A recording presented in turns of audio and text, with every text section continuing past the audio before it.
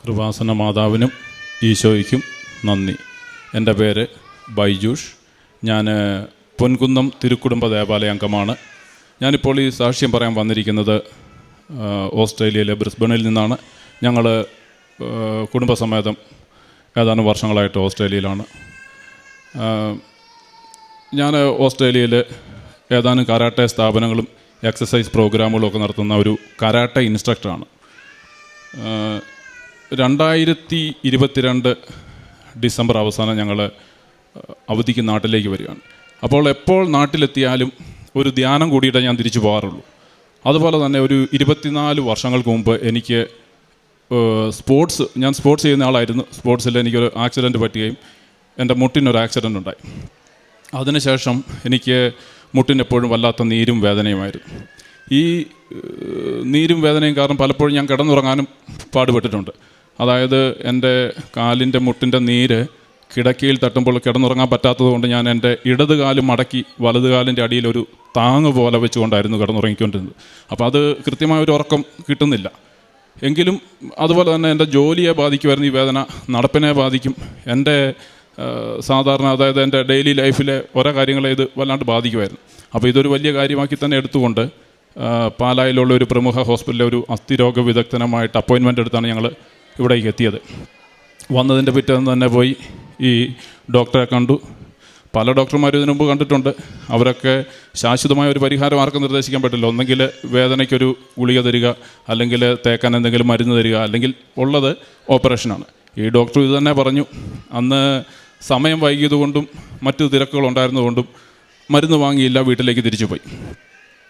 വീട്ടിൽ അങ്ങനെ ഇരിക്കുമ്പോൾ പലപ്പോഴും ഞാൻ കണ്ടിട്ടുണ്ട് പല ആൾക്കാർ വീട്ടു പഠിക്കൽ ഈ കൃപാസന പത്രം കൊണ്ടുവന്ന് വെച്ചിട്ടും, പ്രത്യേകിച്ച് ചെറുപ്പക്കാരൊക്കെ. അപ്പോൾ ഞാൻ ഓർക്കും എന്തൊരു വിവരക്കേടാ, മനുഷ്യന് വെളിവില്ലാതെ ആയിക്കഴിഞ്ഞാൽ എന്ത് ചെയ്യുക, വിദ്യാഭ്യാസം ഉണ്ടെന്ന് പറയുകയും ഇതുപോലെ അന്ധവിശ്വാസം പ്രചരിപ്പിക്കുകയും ചെയ്യുന്നല്ലോ എന്ന് ഞാൻ ഓർക്കുമായിരുന്നു. കാരണം കൃപാസനത്തോട് എനിക്ക് അത്രയേറെ വെറുപ്പുള്ള ഒരു മനുഷ്യനായിരുന്നു. കാരണം ഞാൻ കൃപാസനത്തെക്കുറിച്ച് കേട്ടിരിക്കുന്നത് അത്ര മോശമായിട്ടുള്ള അഭിപ്രായങ്ങളാണ്. പത്രം കലക്കി തിന്നു, കുടിച്ചു, പിന്നെ ചിലരൊക്കെ ഹോസ്പിറ്റലായി, ഇങ്ങനെയൊക്കെ കേട്ടിരുന്നു. അപ്പോൾ ഞാൻ ഓർക്കുമായിരുന്നു ഈ അച്ഛനും ഇവിടെയുള്ള ഈ സ്ഥാപനം കൂടി ക്രിസ്ത്യാനികളോടും ക്രിസ്തുമതത്തോടും മറ്റുള്ളവർക്ക് വെറുപ്പുണ്ടാക്കുന്നതിന് വേണ്ടി എന്തിനെങ്ങനെ പ്രവർത്തിക്കുന്നത് ഞാൻ ചിന്തിച്ചിട്ടുണ്ട്. അതുകൊണ്ട് തന്നെ ഒരു കാരണവശാലും ഈ വഴിക്ക് വരരുതെന്ന് ചിന്തിച്ചിരുന്ന ഒരു മനുഷ്യനാണ് ഞാൻ. അപ്പോൾ അങ്ങനെ ചിന്തിച്ചിരുന്ന പക്ഷേ ഞാനൊരു 20 വർഷങ്ങൾക്ക് മേലെയായിട്ട് പള്ളിയിൽ പോകുന്ന കാര്യത്തിലും പ്രാർത്ഥിക്കുന്ന കാര്യത്തിലും ഒട്ടും വളരെ ശുഷ്കാന്തിയുള്ള ഒരാളായിരുന്നു. കാരണം ഞാൻ ഓർക്കുന്നുണ്ട് 153 മണി ജപങ്ങൾ എത്രയോ ചൊല്ലി ഞാൻ പ്രാർത്ഥിക്കുമായിരുന്നു. പക്ഷേ ഒരു കാലത്ത് ഈ ഇട ദിവസങ്ങളിലുള്ള പള്ളിപ്പോക്കിനകത്ത് കുറവ് വന്നു. അതുപോലെ തന്നെ എൻ്റെ ഈ കൊന്ത ചൊല്ലുന്നതിനകത്ത് കുറവ് വന്നു. പക്ഷേ പൂർണ്ണമായിട്ട് നിന്നില്ല. പക്ഷേ ഈ പ്രാർത്ഥനയോടൊക്കെ താല്പര്യമുണ്ടെങ്കിലും എനിക്ക് കൃപാസനത്തോട് ഭയങ്കര വെറുപ്പായിരുന്നു. പിന്നീട് ഒരിക്കൽ ഞാൻ ഈ നാട്ടിലെത്തി. അതിനുശേഷം ഈ ഡോക്ടർ പോയി കണ്ടു, തിരിച്ചു വന്നു. ഡോക്ടറെ കണ്ടു. ഡോക്ടർക്ക് ഒരു കൃത്യമായിട്ടൊരു മറുപടിയൊന്നും പറയാൻ വന്നില്ല. പിന്നെ എങ്കിലും ഞാൻ തിരിച്ചു വീട്ടിൽ പോയപ്പോൾ ഞാൻ ഈ പറഞ്ഞതുപോലെ കൃപാസനത്തിലോട്ട് വരണ്ട എന്ന് കരുതിയിരിക്കുന്ന സമയത്താണ് ഈ ഒരു അമ്മയും 2 പെൺമക്കളും എൻ്റെ വീട്ടിലേക്ക് കയറി വരുന്നത് കൃപാസന പത്രമായിട്ട്. അപ്പോൾ എനിക്ക് ഇത് വളരെ വെറുപ്പുള്ളൊരു സംഭവമാണ്. പക്ഷേ എങ്കിലും വീട്ടിലേക്ക് വന്നവരെന്നുള്ള നിലയ്ക്ക് ഞാൻ അവരെ കേട്ടു. അപ്പോൾ ഈ അമ്മ പറയുകയാണ്, സഞ്ചാരി മാതാവാണ് കൂടെ വരും. ഞാൻ ആദ്യമായിട്ടാണ് സഞ്ചാരി മാതാവ് എന്നൊരു പദം കേൾക്കുന്നത്. എനിക്കത് ഭയങ്കര അത്ഭുതം തോന്നി. അതുപോലെ തന്നെ ഇവർ പറഞ്ഞു ഇവിടുത്തെ വിശുദ്ധ തൈലവും ഉപ്പൊക്കെ ഉപയോഗിച്ച് അവരുടെ മക്കളുടെ ഓരോ കാര്യങ്ങൾക്ക് വേണ്ടി ഗവൺമെൻറ് സ്ഥാപനങ്ങളിലും ബാങ്കുകളിലൊക്കെ പോയപ്പോൾ ഓരോ കാര്യങ്ങളൊക്കെ വളരെ വേഗത്തിൽ നടന്നു കിട്ടി എന്നൊക്കെ പറഞ്ഞു. അതൊന്നും എനിക്ക് വലിയ പ്രത്യേകതയായിട്ട് തോന്നുന്നില്ല. പക്ഷേ അവർ ഈ മാതാവ് കൂടെ വരുന്നുവെന്ന് പറഞ്ഞത് എന്നെ ഭയങ്കര സ്ട്രൈക്ക് ചെയ്തു. അവരെന്നോട് പറഞ്ഞു, പോകാൻ നേരം എന്നോട് പറഞ്ഞു, രാവിലെ ചെന്നാൽ ഉടമ്പടി എടുക്കാം എന്നൊക്കെ എന്നോട് പറഞ്ഞു. പക്ഷേ എനിക്ക് ഉടമ്പടി എന്താണെന്ന് മനസ്സിലായില്ല, ഞാനത് മൈൻഡ് ചെയ്തുമില്ല. പക്ഷേ അവർ പോയി കഴിഞ്ഞപ്പം ഞാൻ എൻ്റെ വീട്ടിൽ പറഞ്ഞു, നമുക്കൊരു കാര്യം ചെയ്യാം, നാളെ രാവിലെ ഈ കൃപാസനത്തിൽ ഒന്ന് പോയി. കാരണം ഞാൻ അവധിക്ക് വന്നപ്പം അങ്ങോട്ടും ഇങ്ങോട്ടൊക്കെ യാത്ര ചെയ്യുന്നതിനുകൊണ്ട് ഒരു വണ്ടി വാടകയ്ക്ക് എടുത്തിട്ടുണ്ടായിരുന്നു. അപ്പം പോകുന്നതിന് 2 ദിവസം മുമ്പാണ് തിരിച്ചു കൊടുക്കണം. അപ്പം വണ്ടി വീട്ടിൽ കിടപ്പുണ്ട്, വെറുതെ കിടക്കുകയാണ്. അപ്പോൾ ഞാൻ പറഞ്ഞു, ഒരു കാര്യം ചെയ്യാം, നമുക്ക് ഈ കൃപാസനത്തിൽ ഒന്ന് പോയി ആലപ്പുഴ ബീച്ചൊക്കെ ഒന്ന് കറങ്ങി എല്ലാം ഒന്ന് കണ്ടു കേട്ട് തിരിച്ചു വരാം. വെറുതെ വണ്ടി വീട്ടിലിട്ട് വാടക കൊടുക്കണ്ടല്ലോ. അങ്ങനെ ഞങ്ങൾ പിറ്റേ ദിവസം പൊൻകുന്നത്ത് നിന്ന് ഇവിടെ കൃപാസനത്തിലെത്തി. അപ്പോൾ ഇവിടെ വന്നപ്പം വല്ലാത്ത തിരക്കാണ്. എന്താ ചെയ്യേണ്ടതെന്നൊന്നും അറിയത്തില്ല. അപ്പോൾ ആൾക്കാർ നടന്ന് കയറുന്ന കൊടുത്ത് ഞങ്ങൾ നടന്ന് ഉള്ളിൽ കയറി. ഉള്ളിലേക്ക് വന്നില്ല, അതിലേറെ തിരക്ക്. അപ്പോഴാണ് കേട്ടത് ഉടമ്പടി എടുക്കാനുള്ളവർ ഏറ്റവും മുകളിലത്തെ നിലയിൽ ചെല്ലും. അപ്പോൾ എന്താണ് ഉടമ്പടി എന്നറിയത്തില്ല, അവിടെ എന്താണ് സംഭവം നടക്കാൻ പോകുന്നതെന്ന് കാണാം. ഉടമ്പടി എടുക്കാനല്ല, എനിക്ക് എടുക്കാൻ താല്പര്യവുമില്ല. അപ്പോൾ ഇതൊന്ന് കാണാം എന്നോർത്ത് ഞാൻ മേലെ കയറി ചെന്നു. അപ്പോഴാണ് അച്ഛൻ്റെ ക്ലാസ് അവിടെ നടക്കുന്നു. കേട്ടിട്ട് എനിക്കൊരു താല്പര്യം തോന്നിയില്ല, കാരണം അതിനകത്ത് പറയുന്ന പലതും എനിക്ക് പാലിക്കാൻ പറ്റിയാലാത്തതാണ്. അതുകൊണ്ട് തന്നെ ഉടമ്പടി എനിക്കൊരു രീതിയുണ്ട്, അതായത് ഒരു കേസ് പിടിച്ചാൽ അത് കൃത്യമായിട്ട് ചെയ്യണം. ചെയ്യാൻ പറ്റിയില്ലെങ്കിൽ ആ കേസ് പിടിക്കാൻ പോകല്ലേ. അപ്പം ഇത് ഉടമ്പടി എടുത്താൽ ഞാൻ കൃത്യമായിട്ട് പാലിക്കണം. അപ്പം ഏറ്റവും നല്ലത് എടുക്കാതിരിക്കുകയാണ്.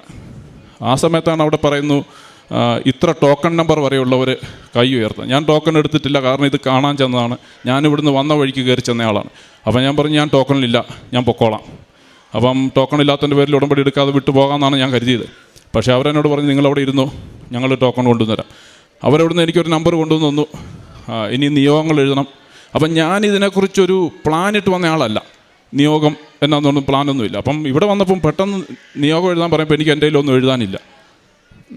ഞാൻ പിന്നെ ഇങ്ങനെ എന്ത് ചെയ്യും, എന്നാ എഴുതേണ്ടതെന്നൊക്കെ ആലോചിച്ചിരിക്കുമ്പോഴാണ് അച്ഛൻ്റെ ഇതിനകത്ത് ക്ലാസ്സിൽ പറയുന്നു, നിങ്ങൾ പരിശുദ്ധാത്മാവിനാൽ നിറയുന്നതിന് എഴുതുക. എന്നാൽ ഒരെണ്ണം തീർന്ന് കിട്ടിയല്ലോ എന്ന് പറഞ്ഞ് ഞാൻ അത് ആദ്യം എഴുതി വെച്ചു. ഇനി 5 കണ്ടുപിടിക്കണം. അപ്പോഴാണ് എൻ്റെ ഭാര്യയും എൻ്റെ മമ്മിയും എന്നോട് പറഞ്ഞു, നിനക്ക് മുട്ടുവേദനയുള്ളതല്ലോ, അത് എഴുതി വെക്ക്. അപ്പം ഞാൻ പല ധ്യാന കേന്ദ്രങ്ങളിൽ പോയിട്ടുണ്ട്, താമസമുള്ള ധ്യാനം കൂട്ടിയിട്ടുണ്ട്. പല ഡോക്ടർമാരും നോക്കിയിട്ട് നടക്കാത്ത കേസ് ഇപ്പോൾ ഈ 1 മണിക്കൂർ കൊണ്ട് മാതാവ് ചെയ്യുമെന്ന് പറയുമ്പം അത് വിശ്വസിക്കാൻ മാത്രം മണ്ടനല്ല ഞാൻ. അപ്പം ഞാൻ പറഞ്ഞു, അതിൻ്റെ ആവശ്യമില്ല, ചുമ്മാ എന്തിനാ, വേറെ എന്തെങ്കിലും എഴുതി ഗുണമുള്ള കാര്യം എഴുതാം. ആ സമയത്താണ് അവിടെ ക്ലാസ് എടുക്കുന്നവർ പറഞ്ഞു, നിങ്ങളുടെ ജീവിതത്തിൽ ഒരിക്കലും സംഭവിക്കുകയില്ലെന്ന കാര്യം എന്ന് കരുതുന്ന കാര്യം എഴുതുക. ഞാനപ്പം സംഭവിക്കാത്ത കാര്യമാണ്, ഇത് 20-22 വർഷമായിട്ട് ഞാൻ അനുഭവിക്കുന്ന വേദനയാണ്. ഞാനിത് എഴുതി വെച്ചു. അവൻ ഒരിക്കലും ജീവിതത്തിൽ സംഭവിക്കുകയില്ലാത്ത കാര്യങ്ങൾ എഴുതാൻ പറഞ്ഞപ്പോൾ എൻ്റെ നിയോഗങ്ങൾ 6 കടന്നുപോയി. ഞാൻ മാതാവിനെ പറ്റിച്ച് 6 നമ്പർ വിട്ട് എനിക്കുള്ളിൽ തോന്നിയതെല്ലാം എഴുതി വെച്ചു. അത് എഴുതുമ്പോഴും എനിക്ക് ഈ കൃപാസനത്തോടും ഇവിടുത്തെ ഒന്നിനോടും യാതൊരു താല്പര്യവുമില്ല. ആൾക്കാർ വരുന്ന കൂട്ടത്തിൽ താഴെ വന്നു, മാതാവിനെ കൊണ്ട് ഇവിടെ പ്രദക്ഷിണം വന്നു, ഇവിടെ ഒരു കടമ പോലെ ഇതൊക്കെ ഇട്ട് തിരിച്ചു പോകുമ്പോൾ ഞാൻ ഉള്ളിൽ കരുതി 90 ദിവസത്തെ കേസല്ലേ ഉള്ളൂ, എങ്ങനെയും ഇത് ഒപ്പിച്ച് തീർക്കാം, അത് കഴിയുമ്പോൾ പരിപാടി തീർന്നല്ലോ എന്ന് കരുതിയാൽ ഞാനിപ്പം 2 വർഷത്തിന് മേലെയായിട്ട് ഈ ഉടമ്പടിയിൽ തന്നെയാണ്. അതുപോലെ തിരിച്ച് വീട്ടിൽ ചെന്ന അന്ന് തൊട്ട് ഞാൻ ഈ ഉടമ്പടി പാലിച്ചില്ല, കാരണം ഞാൻ എൻ്റെ 2-ാം ദിവസം തിരിച്ചു പോകും. തിരിച്ചു പോകുമ്പം ഫ്ലൈറ്റ് യാത്രയ്ക്കിടയ്ക്ക് എനിക്ക് കൃത്യസമയത്ത് കൃത്യതയോടുകൂടി പാലിക്കാൻ പറ്റാതെ വരും. കാരണം ഇത് കൃത്യമായിട്ട് ചെയ്യേണ്ട ഒരു സംഭവമാണെന്ന് എനിക്ക് തോന്നി. കാരണം ഇതൊരു നല്ല മനുഷ്യനെ വാർത്തെടുക്കാനായിട്ടുള്ളതാണ്. അതായത് സ്നേഹവും സാഹോദര്യവും കൊണ്ടും അതുപോലെ മറ്റുള്ളവർക്ക് നന്മ ചെയ്തും ഒരു നല്ല മനുഷ്യനായി വളരാനുള്ള മാർഗ്ഗങ്ങളാണ് ഇതിനകത്ത് പറഞ്ഞിരിക്കുന്നത്. അതുകൊണ്ട് ചെയ്താൽ ഇത് കൃത്യമായിട്ട് ചെയ്യണം. ഞാൻ തിരിച്ച് സിഡ്നിയിൽ ചെന്നു. സിഡ്നിയിൽ ഞങ്ങളുടെ വണ്ടി കൊണ്ടുവന്നിട്ടുണ്ടായിരുന്നു. അപ്പം അത് ഡ്രൈവ് ചെയ്ത് 350 കിലോമീറ്റർ ഡ്രൈവ് ചെയ്ത് വീട്ടിലെത്തിയതിൻ്റെ പിറ്റേന്ന് മുതൽ ഞാൻ ഉടമ്പടി പ്രാർത്ഥന ചൊല്ലി തുടങ്ങി. എനിക്ക് ഉള്ളിൽ വെറുപ്പ് തോന്നിയവരോടൊക്കെ ഞാൻ ക്ഷമിച്ച് പ്രാർത്ഥിച്ചു. ചിലരുടെയൊക്കെ വീടുകളിൽ തന്നെ പോയി ഞാൻ അവരെ കണ്ടു, അവരൊക്കെ ആയിട്ട് സംസാരിച്ചു. എൻ്റെ പ്രാർത്ഥനകൾ തുടർന്നു. എൻ്റെ ബാക്കി കാര്യങ്ങളെല്ലാം ഭംഗിയായിട്ട് ഞാൻ കൊണ്ടുപോയി. കുറച്ച് ദിവസം കഴിഞ്ഞപ്പം എൻ്റെ ഭാര്യ എന്നോട് ചോദിച്ചു, ഇപ്പം മുട്ടിൻ്റെ വേദന എങ്ങനെയുണ്ട്? അന്നേരമാണ് ഞാൻ ഓർക്കുന്നത്, എനിക്ക് മുട്ടിന് വേദന ഉണ്ടായിരുന്നു, ഇപ്പം ഇല്ല. എനിക്ക് ഭയങ്കര അത്ഭുതം തോന്നി. കാരണം ഞാൻ ഇത്ര ദൂരം ഫ്ലൈറ്റിൽ വരുമ്പോൾ അല്ലെങ്കിൽ ഇത്ര ദൂരം ഡ്രൈവ് ചെയ്താൽ തീർച്ചയായിട്ടും എനിക്ക് കാലിൻ്റെ മുട്ടിന് നീരും വേദനയും വരേണ്ടതാണ്. അത് സംഭവിച്ചിട്ടില്ല. എനിക്ക് ഭയങ്കര അത്ഭുതം തോന്നി. ഉടനെ നമ്മൾ സാധാരണ കുത്തിയിരിക്കുകയൊക്കെ ചെയ്യുന്ന പോലെ കുത്തിയിരിക്കുക എഴുന്നേൽക്കുകയൊക്കെ പലതവണ ചെയ്തു. കരാട്ടയ്ക്കകത്തുള്ള എക്സസൈസ് പോലെ സൈഡ് സിറ്റ് പോലുള്ള എക്സസൈസുകളൊക്കെ കുറേ ചെയ്ത് നോക്കി. കാലുകൊണ്ട് കുറേ കിക്കെല്ലാം ചെയ്ത് നോക്കി. എനിക്ക് യാതൊരു വേദനയില്ല. ഭയങ്കര അത്ഭുതം തോന്നി. ഞാനോർത്ത് മാതാവ് ചില്ലറക്കാരിയല്ലല്ലോ, ഭയങ്കര പണിയാണല്ലോ പണിതിരിക്കുന്നത്. അപ്പം ഞാൻ മാതാവിന് നന്ദി പറഞ്ഞു. കുറേ വർഷങ്ങളായിട്ട് ഞാൻ എൻ്റെ വലതുകാൽ ഉപയോഗിച്ച് അങ്ങനെ കാര്യമായിട്ടൊന്നും ചെയ്തിട്ടില്ല. കാരണം എനിക്കതുപോലെ വേദനയുള്ള ഒരാളാണ്. കാരണം യാത്രകളൊക്കെ പോകാൻ എനിക്കിഷ്ടമാണ്, പക്ഷേ കാലിൻ്റെ വേദനയോട് ഞാൻ ചെയ്യാറില്ല. അപ്പം ഇങ്ങനെ എൻ്റെ വേദന കംപ്ലീറ്റ് മാറി. പക്ഷേ അതിന് ശേഷം ഒരു സംഭവം ഉണ്ടായി. ഞാൻ എൻ്റെ വാക്കിലും പ്രവൃത്തിയിലും എല്ലാം വളരെ കൃത്യതയോടുകൂടി തന്നെ പോയിക്കൊണ്ടിരിക്കുകയാണ്. ഒരിക്കൽ ഞാനും എൻ്റെ കൂടെ ഒരു ഫിലിപ്പൈനെയും കൂടി ഒന്നിച്ച് ഞങ്ങൾ ജോലി ചെയ്യുകയാണ്. അന്ന് ജോലി സ്ഥലത്ത് തിരക്കില്ല, ഞങ്ങൾ വെറുതെ ഓഫീസിലിരിക്കുകയാണ്, വർത്തമാനം പറഞ്ഞിരിക്കുകയാണ്. അപ്പം അവൻ എന്നോട് ചോദിച്ചു, അവിടെ ഒരു സ്ത്രീ പുതിയതായിട്ട് ജോലിക്ക് വന്നിട്ടുണ്ട്, അവരെങ്ങനെയുണ്ട്? ഞാനപ്പം നോക്കിയപ്പം അവർ ജോലിക്കകത്ത് അത്ര ഒരു ഇതല്ല, ഒരു ഇച്ചിരി ഉടായ്പാണ്, വലിയ കാര്യമായിട്ടൊന്നും ചെയ്യുകയില്ല. ഞാനപ്പം പറഞ്ഞു, അവരുടെ കൂടെ പണി വന്ന് നമുക്കിട്ട് പണി കിട്ടും, അവർ വെറും ഉടായ്പാണ്, അവരുടെ കൂടെ പണി വന്ന് നമുക്കിട്ട് പണിയായി എന്ന് പറഞ്ഞ് ഞാൻ അവിടെ ഇരുന്ന് കുറച്ച് കഴിയുമ്പോൾ എൻ്റെ മുട്ടിന് വേദന തുടങ്ങി. അപ്പം ഞാൻ ചിന്തിച്ച്, ഇത് എൻ്റെ മുട്ടിൻ്റെ വേദന മാറിയതായിരുന്നല്ലോ, ഇപ്പോൾ ഈ വേദന എവിടെ നിന്ന് വന്നു? അപ്പം മാതാവ് വേദന മാറ്റി എന്ന് പറയുന്നത് വെറുതെയാണ്. അതൊരു എൻ്റെ വെറും മനസ്സിൻ്റെ തോന്നലായിരുന്നു. മാതാവ് മാറ്റിയിട്ടില്ല, ഒന്നും സംഭവിച്ചില്ല. എൻ്റെ മുട്ടുവേദന അവിടെ ഇരിപ്പുണ്ട്. പക്ഷേ അവിടെ ഇരുന്ന് തന്നെ ഞാൻ ചിന്തിക്കാൻ തുടങ്ങി, ഞാനിവിടുന്ന് എഴുന്നേറ്റില്ല, നടന്നില്ല, എൻ്റെ കാലിൻ്റെ മുട്ട് ഒരിടത്തും തട്ടിയിട്ടുമില്ല, ഇപ്പോൾ ഈ വേദന വന്നെങ്കിൽ എൻ്റെ പിന്നിൽ എന്തോ ഉണ്ട്. അപ്പം ഞാൻ ചുമ്മാ മാതാവിനോട് പറഞ്ഞു, മാതാവേ, ഇനി ഞാൻ അവളുടെ കുറ്റം പറഞ്ഞുകൊണ്ടാണെങ്കിൽ ഇപ്പം തന്നെ മാറണം. ഞാൻ ഇന്ന് വൈകിട്ട് പോയി കുമ്പസാരിക്കും, ഇനി മേലിൽ ഇത് വരാതിരിക്കാൻ ശ്രദ്ധിക്കും. അല്പം കഴിഞ്ഞപ്പോൾ എൻ്റെ വീട്ടിൻ്റെ വേദന കംപ്ലീറ്റ് മാറി. ഞാനന്ന് വൈകിട്ട് പോയി ക്ഷമയാചിച്ച് കുമ്പസാരിച്ചു. പിന്നീട് അത്തരം സാഹചര്യം ഉണ്ടാകാതിരിക്കാണ്ട് ഞാൻ ശ്രദ്ധിക്കാറുണ്ട്. 2 വർഷങ്ങൾക്ക് മേലെയായിട്ട് എനിക്കിപ്പോൾ മുട്ടുവേദനയില്ല. എൻ്റെ കാലുകൊണ്ട് ഞാൻ ഓടാൻ പോകും, എക്സസൈസുകൾ ചെയ്യും, മുട്ട് നന്നായിട്ട് ഉപയോഗിക്കുന്ന ഒരു രീതിയിലുള്ള ക്ലാസ്സും എല്ലാം നടത്താറുണ്ട്. ഒരു പ്രശ്നം എനിക്ക് പിന്നീട് ഉണ്ടായിട്ടില്ല. അതിന് അമ്മ മാതാവിനും ഈശോയോട് ഞാൻ ഏറെ നന്ദി പറയുകയാണ്. അതുപോലെ തന്നെ ഉള്ളതായിരുന്നു, ഈ ഉടമ്പടിയിൽ തന്നെ വെച്ചായിരുന്നു എൻ്റെ മകളുടെ എക്സിമ. ശരീരത്ത് കാലിലും കയ്യിലും എല്ലാം ചൊറിഞ്ഞു പൊട്ടുമായിരുന്നു. അപ്പം ഞാനത് വെറുതെ വെച്ചു. അപ്പം വെച്ച് എന്താണെങ്കിലും ഇവിടുത്തെ വിശുദ്ധ തൈലവും ഉപ്പും തേനും ഒക്കെ ഉപയോഗിച്ചിട്ടുണ്ടെങ്കിൽ അവർക്ക് അതിന് വളരെ ആശ്വാസം കിട്ടി. അതുപോലെ എൻ്റെ മകൻ്റെ അലർജി രോഗം, അതിനും പൂർണ്ണ സൗഖ്യം കിട്ടി. അതുപോലെ എനിക്കൊരാഗ്രഹമായിരുന്നു, എൻ്റെ അപ്പനും അമ്മയും അവർ തന്നെ സ്വന്തമായിട്ട് താല്പര്യമെടുത്ത് ഞങ്ങളുടെ കൂട്ടത്തിൽ ഓസ്ട്രേലിയയിലേക്ക് വരണമെന്നുള്ളത്, അതും സംഭവിച്ചു.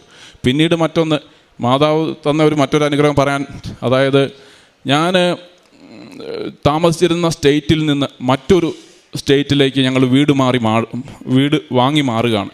അപ്പോൾ എൻ്റെ ഭാര്യയ്ക്ക് ജോലി കിട്ടി. അപ്പം എൻ്റെ ധാരണയിലിരുന്ന് ഈ പുതിയ സ്ഥലത്ത് ചെല്ലുമ്പം പരമാവധി കരാട്ടെ ക്ലാസ്സിലോട്ട് കോൺസെൻട്രേറ്റ് ചെയ്യണമെന്നാണ് എൻ്റെ പ്ലാന്. പക്ഷേ എനിക്കറിയാം, ആ സ്ഥലത്ത് ഒരു മനുഷ്യൻ എന്നെ അറിയത്തില്ല. ഞാനൊരു ക്ലാസ് തുടങ്ങി ഒരു മനുഷ്യനെ കിട്ടത്തില്ല. അതൊരു പുതിയ സ്ഥലമാണ്. അവിടെയൊക്കെ ഇഷ്ടംപോലെ സായിപ്പന്മാരുടെ കരാട്ടെ ക്ലാസ്സുകളുണ്ട്. അതുകൊണ്ട് ഞാൻ അവിടെ കുറേ കാലമൊക്കെ ചെന്ന് അവിടെ ഒരു പരിചയമായി കഴിഞ്ഞിട്ട് ചെയ്യുന്നതായിരിക്കും നല്ലതെന്ന് കരുതി ഞാൻ ജോലിക്ക് ശ്രമിച്ചു തുടങ്ങി. ഒത്തിരി ജോലിക്ക് അപേക്ഷ വെച്ചു. ഒരു ജോലിക്ക് പോലും എന്നെ വിളിക്കുന്നില്ല. ഭയങ്കര വിഷമം തോന്നി. കാരണം അവിടെ 2 പേരുടെ ഒരു വരുമാനമുണ്ടെങ്കിൽ നമുക്കൊരു പുതിയ സ്ഥലമാണ് പിടിച്ചു നിൽക്കാൻ പറ്റുള്ളൂ. അപ്പം അത് ഭയങ്കര ബുദ്ധിമുട്ടായി. അപ്പം ഞാൻ മാതാവിനോട്, മാതാവ്, ഞാൻ ഉടമ്പടി വരുത്തിയിട്ടുണ്ട്, എൻ്റെ കാര്യങ്ങൾ ഞാൻ കൃത്യമായിട്ട് ചെയ്യുന്നുണ്ട്, ഇങ്ങോട്ടുള്ളതൂടെ കാര്യങ്ങൾ ഇടയ്ക്ക് നോക്കിയേക്കണം എന്ന് കരഞ്ഞ് പ്രാർത്ഥിച്ചു.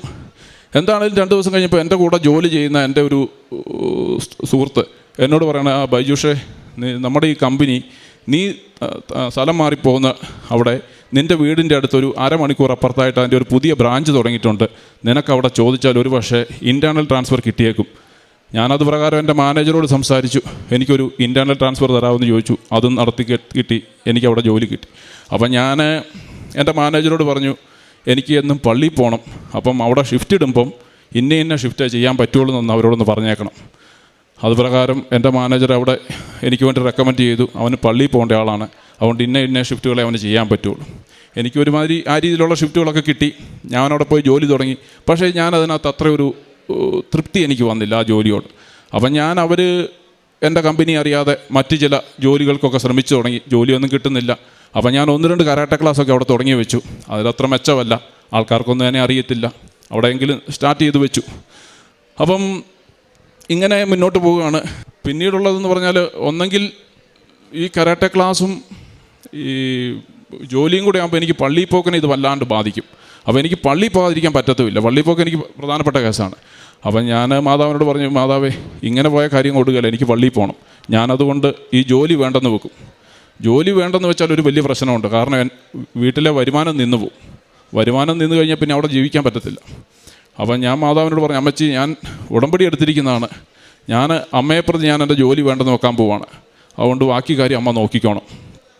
അപ്പം ഞാൻ എൻ്റെ ലോങ് സർവീസ് ലീവൊക്കെ എടുത്തു. ആ ലോങ് സർവീസ് ലീവൊക്കെ എടുത്തിരിക്കുന്ന സമയത്ത് ഞാൻ കുറച്ച് കരാട്ടയ്ക്ക് കുറച്ച് പരസ്യങ്ങളൊക്കെ കൊടുത്തു. ഇങ്ങനെ മുന്നോട്ട് പോവുകയാണ്. ഇനി എൻ്റെ ജോലി റിസൈൻ കൊടുക്കേണ്ട ദിവസം വന്നു. അപ്പോൾ അതിൻ്റെ 2-3 ദിവസം മുമ്പ് എനിക്ക് കമ്പനിയുടെ മെയിൻ ഓഫീസിൽ നിന്നൊരു ഇമെയിൽ വന്നു. കമ്പനി ഞാൻ താമസിക്കുന്ന സ്റ്റേറ്റിലോട്ട് അതിൻ്റെ പുതിയ പ്രവർത്തനം തുടങ്ങിയിട്ട് വിജയകരമല്ലാത്തതുകൊണ്ട് അതവിടുത്തെ പ്രസ്ഥാനം പൂട്ടിപ്പോവുകയാണ്. അപ്പം പൂട്ടിപ്പോകുന്നതിൻ്റെ ഭാഗമായിട്ട്, അപ്പം ഞാൻ പൂട്ടുന്നതിന് മുമ്പ് തന്നെ ഞാൻ അവിടെ റിസൈൻ ചെയ്യാൻ തീരുമാനിച്ചിരിക്കുകയാണ്. പൂട്ടിപ്പോകുന്നതിൻ്റെ ഭാഗമായിട്ട് അവിടെ പെർമനൻ്റായിട്ട് ജോലി ഉണ്ടായിരുന്നവർക്ക് കമ്പനി ഒരു നല്ല തുക നഷ്ടപരിഹാരം കൊടുക്കുകയാണ്. ഏകദേശം $30,000 എനിക്കും നഷ്ടപരിഹാരം കിട്ടി. അത് ഏകദേശം വരുന്ന എൻ്റെ കുറേ മാസങ്ങളിലേക്കുള്ള ശമ്പളം ഉണ്ടായിരുന്നു. അതായത് ഒരു വരുമാനമില്ലെന്ന് പ്രതീക്ഷിച്ചിരുന്ന എനിക്ക് കമ്പനി പൂട്ടിയാൽ പോലും എനിക്ക് കുറേ മാസങ്ങളിലേക്കുള്ള ശമ്പളം തന്നെ അമ്മ അനുഗ്രഹിച്ചു. അപ്പം ഞാൻ നോക്കിയപ്പം കരാട്ടെ ക്ലാസ്സാണ് ഞാൻ കൂടുതൽ നടത്തുന്നതെങ്കിൽ എനിക്ക് ഒരു ദിവസത്തെ പള്ളിപ്പോക്കോ പ്രാർത്ഥനയോ ഒന്നും മുടങ്ങത്തില്ല. അപ്പോൾ ഞാൻ മാതാവിനോട് പറയും, മാതാവ് എനിക്കൊരു 100 പിള്ളേരെ കിട്ടിയിരുന്നെങ്കിൽ എൻ്റെ കാര്യങ്ങൾ ഭംഗിയായിട്ട് പോയാൽ. അത് പറഞ്ഞ് വലിയധികം വൈകാതെ തന്നെ 100 പേരായി. അപ്പം ഞാൻ കണക്ക് കൂട്ടിയപ്പം അതിൻ്റെ വാടകയും ഇൻഷുറൻസും എല്ലാം കൂടെ കഴിയുമ്പം ഒരു സാധാരണ ജോലി ചെയ്യുന്ന ആളുടെ ഒപ്പത്തിലേക്ക് എത്തുന്നില്ല. അപ്പം ഞാൻ ഇച്ചിരൂടെ കയറ്റി വെച്ചു. മാതാവ്, ഞാൻ പറഞ്ഞത് തെറ്റിപ്പോയി, 150 പേര് വേണം. അപ്പോൾ അത് പറഞ്ഞ് ഉദ്ദേശിച്ച പോലെ ഒന്നും കാര്യം ഓടിയില്ല. ഞാൻ വേറെ 1-2 ഇൻ്റർവ്യൂ ഒക്കെ അറ്റൻഡ് ചെയ്തു, ജോലിക്ക് അപേക്ഷ വെച്ചു, 1-2 ഇൻ്റർവ്യൂവിന് വിളിച്ചു, ഒരു ഇൻ്റർവ്യൂവിന് പോയി. എനിക്കിതുവരെയും കിട്ടാത്ത ഒരു ശമ്പളം, അതായത് ഇത്രയും കിട്ടിയിട്ടുള്ളതിനേക്കാളും മണിക്കൂറിന് $4.50 കൂടുതലൊരു ശമ്പളം വെച്ച് എനിക്ക് ജോലി അവർ എനിക്ക് തന്നു. ഭയങ്കര സന്തോഷമായിപ്പോയി. ഞാൻ തിരിച്ച് വീട്ടിലെത്തി. 2 ദിവസം കഴിഞ്ഞപ്പോൾ ഓഫർ ലെറ്റർ വന്ന് ഞാനത് സൈൻ ചെയ്തു. എന്നിട്ട് നോക്കുമ്പോഴുണ്ട് എൻ്റെ ഷിഫ്റ്റുകൾ മോർണിംഗ് ആകുമ്പോൾ എനിക്ക് പള്ളിയിൽ പോകാൻ പറ്റത്തില്ല. അപ്പോൾ എനിക്ക് ഭയങ്കര സങ്കടമായി. മാതാവ് ഈ കളിയെല്ലാം കളിച്ച് ഞാൻ പള്ളിയിൽ പോകാനായിട്ടായിരുന്നു. എന്നിട്ട് മാതാവ് എനിക്കിട്ട് കൊണ്ട് നീ പണി തന്നത് ശരിയായില്ല. കാരണം പള്ളിയിൽ പോകണമെന്നല്ല ഒറ്റ ഉദ്ദേശത്തിലാണ് എൻ്റെ ഒരു പണി കളഞ്ഞ ഞാനിപ്പം ഇതിന് വന്നത്. അന്നേരം ഇവിടെ എന്നെ ഈ നല്ലൊരു സംഭവം കാണിച്ചിട്ട് ഇത് ഇല്ലാതാക്കിയത് ഭയങ്കര മോശമായിപ്പോയി. എന്തേലും ചെയ്താൽ പറ്റുള്ളൂ കേട്ടോ എന്ന് ഞാൻ വെറുതെ തമാശയ്ക്ക് പറഞ്ഞു. എന്താണെങ്കിലും ഞാൻ 150 ചോദിച്ചോടത്ത് അതെല്ലാം കടന്ന് എൻ്റെ അമ്മ എനിക്ക് എൻ്റെ ബിസിനസ്സിനെ മാത്രം കോൺസെൻട്രേറ്റ് ചെയ്ത് മുന്നോട്ട് പോകാനായിട്ടുള്ളൊരു വലിയൊരു അനുഗ്രഹം തന്നിട്ടുണ്ട്. ഞാൻ ആ കരാട്ടെ ക്ലാസ് മാത്രമായിട്ടും മറ്റുള്ള പ്രവൃത്തികളുമായിട്ട് മുന്നോട്ട് പോയിക്കൊണ്ടിരിക്കുകയാണ്. അതുപോലെ തന്നെ ഈ അധികമായില്ല, കുറച്ച് നാളുകൾക്ക് മുമ്പ് എൻ്റെ മമ്മിക്ക് തലച്ചോറിലേക്കുള്ള ഒരു ഞരമ്പിന് ബ്ലോക്കായി. അപ്പം ഹോസ്പിറ്റലിൽ ചെന്നപ്പം എക്സ്റേ പോലെയുള്ള സംഭവങ്ങളൊക്കെ എടുത്തു. അപ്പം ബ്ലോക്കാണ്, അവിടുത്തെ മെയിൻ ഡോക്ടർ വന്നിട്ട് വേണം എന്താണ് ചെയ്യേണ്ടതെന്ന് നോക്കാൻ എന്ന് പറഞ്ഞു. അപ്പം ഞാൻ അവിടെ നിന്ന് ലൈറ്റ് കാൻഡിൽ പ്രയർ റിക്വസ്റ്റ് ഇട്ടു, വലിയ അപകടങ്ങളൊന്നും ഇല്ലാതെ കാക്കണേ അമ്മേ, കാരണം ഞാൻ വേറൊരു ദേശത്തായിരിക്കുന്നത്, എനിക്കൊന്നും ചെയ്യാനില്ല, ആകെ ചെയ്യാനുള്ള പ്രാർത്ഥിക്കാമെന്ന് മാത്രമേ ഉള്ളൂ. വലിയധികം വൈകാതെ ഡോക്ടർ വന്നിട്ട് പറഞ്ഞു, ഇത് ചെറിയ മരുന്ന് കൊണ്ട് മാറാവുന്നതേ ഉള്ളൂ, അതുകൊണ്ട് വലിയ കുഴപ്പമില്ലാതെ മാറാവുന്നേ ഉള്ളൂ, പ്രശ്നമില്ല. മമ്മി 2 ദിവസം കഴിഞ്ഞപ്പോൾ ഡിസ്ചാർജായി വീട്ടിൽ പോയി, ഒരു കുഴപ്പമില്ലാതെ സന്തോഷമായിട്ടിരിക്കുന്നു. അതിനും അമ്മ മാതാവിന് ഞാൻ നന്ദി പറയുകയാണ്. ഇനി എൻ്റെ പ്രേക്ഷിത പ്രവർത്തനത്തിൻ്റെ കാര്യം പറഞ്ഞാൽ, ഞാൻ ഇവിടുന്ന് കിട്ടുന്ന കൃപാസന പത്രങ്ങൾ ഇംഗ്ലീഷും മലയാളവും വാങ്ങിക്കും. അതുപോലെ ചില സമയത്ത് ഇവിടുന്ന് എൻ്റെ സുഹൃത്തുക്കളെ കൊണ്ട് ഞാൻ അങ്ങോട്ട് അയപ്പിക്കും. അവിടെ മലയാളികൾക്കും ഇംഗ്ലീഷുകാർക്കൊക്കെ ഞാൻ കൊണ്ട് നടന്നു കൊടുക്കും. ചിലരൊക്കെ നിരസിക്കും, ഞാനത് മൈൻഡ് ചെയ്യാറില്ല. കാരണം അവർക്കറിയത്തില്ല, എനിക്കും അറിയത്തില്ലായിരുന്നു, എനിക്ക് വെറുപ്പായിരുന്നു. ഞാൻ അറിഞ്ഞപ്പോൾ ഞാൻ ഇതിനകത്തുണ്ട്, അവർ വന്നാലും മാറി വരും. ഞാൻ ആ പത്രങ്ങൾ കൊടുക്കാറുണ്ട്. അതുപോലെ തന്നെ സാക്ഷ്യങ്ങൾ തിരഞ്ഞ് എൻ്റെ സുഹൃത്തുക്കൾക്ക് അയച്ചു കൊടുക്കാറുണ്ട്. അതുപോലെ ഞാൻ ഇവിടെ നമ്മുടെ ജപമാല റാലി നടക്കുന്ന ദിവസം ആ സമയവും ദൂരവും കണക്കാക്കിയിട്ട് ഞാൻ ഓസ്ട്രേലിയയിൽ കാൽനടയായിട്ട് ഞാനന്ന് ഇവിടെ വന്ന് പങ്കെടുക്കാൻ പറ്റില്ലാത്തതുകൊണ്ട് അവിടെ ഞാൻ ജപമാല റാലി ഞാൻ തന്നെ നടത്തും. ആ ദൂരം പ്രാർത്ഥിച്ച് കൊന്ത ചൊല്ലി ഞാൻ പോകാറുണ്ട്. പിന്നെ ചെയ്തുകൊണ്ടിരുന്നൊരു കാര്യം എന്ന് പറയുന്നത്, ഞാൻ അവിടെ ജോലി ചെയ്തുകൊണ്ടിരുന്നപ്പോൾ ഒരിക്കൽ ഞാൻ ജോലി ചെയ്യുന്ന സ്ഥലത്ത് എന്നും ഞായറാഴ്ചകളിൽ രാവിലെയാണ് കുർബാന ഉണ്ടായിരുന്നത്. അപ്പം ഞാനെന്നും ഞായറാഴ്ച രാവിലെ കുർബാനയ്ക്ക് പോകുന്നതാണ്. പക്ഷേ ഒരു ദിവസം എൻ്റെ മാനേജർ എന്നോട് ചോദിച്ചു, ബൈജൂഷിന് ഒരു 1-2 എക്സ്ട്രാ ഞായറാഴ്ച ഷിഫ്റ്റ് കൂടെ ചെയ്യാവോ? ഞാൻ പറഞ്ഞു എനിക്ക് പറ്റത്തില്ല, കാരണം ഞായറാഴ്ച എനിക്ക് ചെയ്യാൻ പറ്റില്ല. കാരണം ഞായറാഴ്ചയ്ക്ക് ഇരട്ടി ശമ്പളമുണ്ട്. അപ്പം ഞാൻ പറഞ്ഞു എനിക്ക് പറ്റിയല്ല. അപ്പോൾ അവരെന്നോട് പറഞ്ഞു, എല്ലാ ആൾക്കാരും ഞായറാഴ്ചത്തെ ഷിഫ്റ്റ് കിട്ടാനാണ് നോക്കുന്നത്, നിനക്കെന്നെ അത് വേണ്ടാത്തത്. ഞാൻ പറഞ്ഞു എനിക്ക് പള്ളിയിൽ പോകണം, അതുകൊണ്ട് എനിക്ക് ഞായറാഴ്ചത്തെ ഷിഫ്റ്റ് വേണ്ട. അപ്പോൾ അവരെന്നോട് ചോദിച്ചു, അപ്പം നീ ജോലിയുള്ള ദിവസങ്ങളിൽ എന്ത് ചെയ്യും? ഞാൻ പറഞ്ഞു ഞായറാഴ്ച ആ ദിവസങ്ങളിൽ ഞാൻ പോവും. അതായത് അവിടെ നിന്ന് ഒരു 90 കിലോമീറ്റർ അപ്പുറത്ത് ഒരു പള്ളിയുണ്ട്, വൈകിട്ടാണ് കുർബാന. അപ്പോൾ ആ 90 കിലോമീറ്റർ അങ്ങോട്ട് ഡ്രൈവ് ചെയ്ത് അവിടെ പോയി കുർബാന അറ്റൻഡ് ചെയ്യും, തിരിച്ച് 90 കിലോമീറ്റർ ഓടിച്ച് തിരിച്ച് വീട്ടിൽ വരും. അതായത് 180 കിലോമീറ്റർ ഞാനൊരു ദിവസം ഒരു കുർബാനയ്ക്ക് വേണ്ടിയിട്ട് വണ്ടി ഓടിച്ച് പോകും. അപ്പോൾ ഞാൻ അവരോട് പറഞ്ഞു, എന്നും എല്ലാ ഞായറാഴ്ചകളിലും ഇത്രയും വലിയ ദൂരം ഓടാനായിട്ട് എനിക്ക് ബുദ്ധിമുട്ടുണ്ട്, അതുകൊണ്ട് എനിക്ക് എക്സ്ട്രാ ഷിഫ്റ്റ് വേണ്ട. അപ്പം അവരെന്നോട് പറഞ്ഞു, ഒരു കാര്യം ചെയ്ത്, നിനക്ക് ഇത്രയും തീക്ഷ്ണതയുള്ളതാണ്, ഒരു കാര്യം ചെയ്തു, നീ എല്ലാ ഞായറാഴ്ചയും പള്ളിയിൽ പോകൂ, നീ എന്നും ജോലിക്ക് വരിക, രാവിലെ ജോലിക്ക് വരിക, പള്ളിയിലെ കുർബാനയുടെ സമയമാകുമ്പോൾ നീ പള്ളിയിൽ പോവുക, കുർബാന കഴിഞ്ഞിട്ട് വന്ന് ജോലി ചെയ്യുക. അപ്പം ഞാൻ 180 കിലോമീറ്റർ 2 ആഴ്ച പോയപ്പോഴേക്കും മാതാവ് എന്ത് ചെയ്തു, ഒരിക്കലും പോകണ്ടാത്ത രീതിയിൽ എനിക്ക് ആ ഒരു ജോലി അവിടെ ശരിയാക്കി തന്നു. അതിനും ഞാൻ അമ്മ മാതാവിന് വളരെ നന്ദി പറയുകയാണ്. വിദൂരസ്ഥമായൊരു ജനതയ്ക്ക് അവിടുന്ന് ഒരു അടയാളം കാണിക്കും. ഭൂമിയുടെ അതിർത്തിയിൽ നിന്ന് അവരെ ചൂളം വിളിച്ചു വരുത്തും. ബൈജൂഷിൻ്റെ മനോഹരമായ ഒരു സാക്ഷ്യം ഈശോയുടെയും പരിശുദ്ധ അമ്മയുടെയും മുമ്പിൽ സമർപ്പിച്ചു കഴിഞ്ഞു. വളരെ വിശ്വാസത്തോടും തീക്ഷ്ണതയോടും കൂടി തൻ്റെ ഉടമ്പടി നിബന്ധനകൾ പാലിക്കുകയും എന്നാൽ വിശ്വാസമില്ലാതിരുന്നൊരു സമയത്ത് നിന്നും വിശ്വാസത്തിലേക്ക് കടന്നു വന്ന ആ സമയത്തെ അദ്ദേഹം വളരെ കൃത്യനിഷ്ഠയോടും വിശ്വസ്തയോടും കൂടി പരിപാലിച്ചതിൻ്റെ ഫലമായി കാത്തു സൂക്ഷിച്ചതിൻ്റെ ഫലമായി ജീവിതത്തിൽ വന്ന മാറ്റങ്ങളെയാണ് ഇപ്പോൾ ഈശോയുടെയും പരിശുദ്ധ അമ്മയുടെയും മുന്നിൽ സമർപ്പിച്ചിരിക്കുന്നത്. ബൈജൂഷിൻ്റെ ജീവിതത്തിൽ ക്രിസ്തു രൂപപ്പെടുന്നത് വരെ താൻ ഈറ്റുനോവ് അനുഭവിച്ചുകൊണ്ടിരിക്കുന്നു എന്ന ഒരവസ്ഥയിലേക്ക് കടന്നു വരികയായിരുന്നു. കാരണം വേദനയുണ്ടായിരുന്ന സമയങ്ങളിൽ, കാൽമുട്ടിന് വേദനയുണ്ടായിരുന്ന സമയങ്ങളിൽ മാതാവിനൊരു പണിയിരിക്കട്ടെ എന്ന് പറഞ്ഞുകൊണ്ടാണ് ഉടമ്പടി എടുത്തത്. പക്ഷേ ഞൊടിയിടയിൽ വേദന മാറുകയും അതിനുശേഷം കുമ്പസാരത്തിൻ്റെ ഒരാവശ്യം, പശ്ചാത്തപിക്കുന്നതിൻ്റെ ഒരാവശ്യം തൻ്റെ ജീവിതത്തിലേക്ക് കടന്നു വരികയും വീണ്ടും വേദന തിരിച്ചു വരികയും പരിശുദ്ധാമ്മയോട് ഈശോയോടും മാപ്പ് ചോദിച്ചതിൻ്റെ ഫലമായി വീണ്ടും വിശ്വാസത്തിലേക്കും സ്നേഹത്തിലേക്കും തിരിച്ചു പോകാൻ സാധിക്കുകയും ചെയ്തു. പിന്നെ തൻ്റെ എല്ലാ തീരുമാനങ്ങളും ഈശോയോടും മാതാവിനോടും ചോദിച്ചിട്ടാണ് അദ്ദേഹം ചെയ്യുന്നത്. എനിക്ക് 100 പേര് വേണം, പിന്നെ വീണ്ടും കണക്ക് കൂട്ടി എനിക്ക് 150 പേരെ വേണം. ഇങ്ങനെയുള്ള കാര്യങ്ങൾ, കൊച്ചു കൊച്ചു കാര്യങ്ങളെല്ലാം എപ്പോഴും മാതാവിനോട് സംഭാഷണം ചെയ്തുകൊണ്ട് വളരെ സ്പോണ്ടേനിയസ് ആയുള്ള ഒരു പ്രാർത്ഥന. അതുപോലെ വിശുദ്ധ കുർബാനയ്ക്ക് ഒരു ദാഹം, ഒരു വിശപ്പ്, എനിക്ക് കുർബാനയില്ലാതെ വേറെ ഒരു ജോലി വേണ്ട, എനിക്ക് ഈശോയാണ് എൻ്റെ ജീവിതത്തിലെ പ്രധാനപ്പെട്ട ഘടകം എന്ന് അദ്ദേഹം ഇവിടെ സാക്ഷ്യപ്പെടുത്തുന്നു. തൻ്റെ ജീവിതത്തിലേക്ക് കടന്നു വന്നിട്ടുള്ള എല്ലാ സന്തോഷ അനുഭവങ്ങളെയും എല്ലാ സാഹചര്യങ്ങളെയും ഇവിടെ ഈശോയ്ക്കും മാതാവിനും സമർപ്പിച്ചുകൊണ്ട് നമുക്കും ബൈജൂഷിനോടൊപ്പം നന്ദി പറഞ്ഞുകൊണ്ട് കൈയടിച്ചുകൊണ്ട് ഈ സാക്ഷ്യത്തിൽ നമുക്ക് സമർപ്പിക്കാം. അത്യപൂർവ ദൈവാനുഭവങ്ങൾ ഇനി നിങ്ങൾക്കും സ്വന്തം. ഈ യൂട്യൂബ് ചാനൽ ഇതുവരെ സബ്സ്ക്രൈബ് ചെയ്തിട്ടില്ലെങ്കിൽ ഇപ്പോൾ തന്നെ സബ്സ്ക്രൈബ് ചെയ്യുക. ഈ വീഡിയോ ഇപ്പോൾ തന്നെ നിങ്ങളുടെ സുഹൃത്തുക്കൾക്ക് ഷെയർ ചെയ്തുകൊണ്ട് കർത്താവിൻ്റെ പ്രേക്ഷിതരാകുക.